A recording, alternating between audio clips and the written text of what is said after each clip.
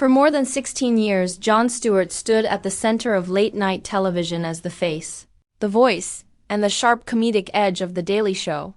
A man whose razor-sharp wit could make audiences erupt in laughter one second and pause in deep reflection the next. By the time he turned 61, Stewart had become one of America's most trusted satirists. But the reason he ultimately walked away from the program that had made him a cultural icon stunned even his most loyal fans.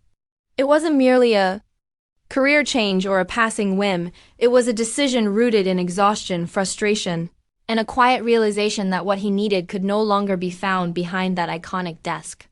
When Stewart took over the show in 1999, he inherited a quirky late-night format and transformed it into a cultural and political powerhouse where no president, senator, or celebrity was safe from being held accountable with biting humor.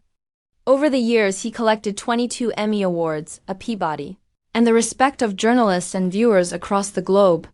But behind the smirks and cutting monologues, the job was slowly taking its toll.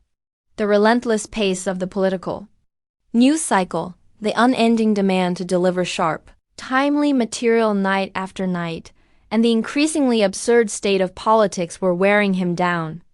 In later interviews, Stewart admitted what few had guessed, that he was starting to feel less sharp, as though the show's mission was becoming harder to fulfill in an era when reality itself seemed like satire. He even confessed bluntly, "I was out of ideas." Compounding the strain was the personal cost. The intense production schedule left little room for family life, and as his children grew older, Stewart realized he had already missed far too many dinners, conversations, and milestones that could never be replayed. In 2015, just months after turning 53, he made the decision to step away, and once the choice was made, he acted swiftly. There was no drawn-out farewell tour, no extended goodbye. It was as if he knew that lingering too long would risk diminishing the magic he had built. His final episode was a heartfelt mix of laughter, surprise guest appearances, and emotional goodbyes, a fitting send-off to a remarkable era in political comedy.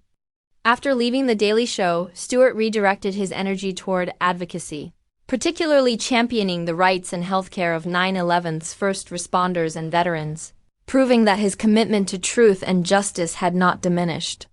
Now, at 61, he appears on television only when he chooses, working on his own terms, liberated from the grind that once consumed his days. Jon Stewart's departure was not about walking away from his audience, but about reclaiming his time, his family, and his peace of mind, a reminder that even the most beloved public figures sometimes have to step back, not because they no longer care, but because they care too deeply to stay unchanged.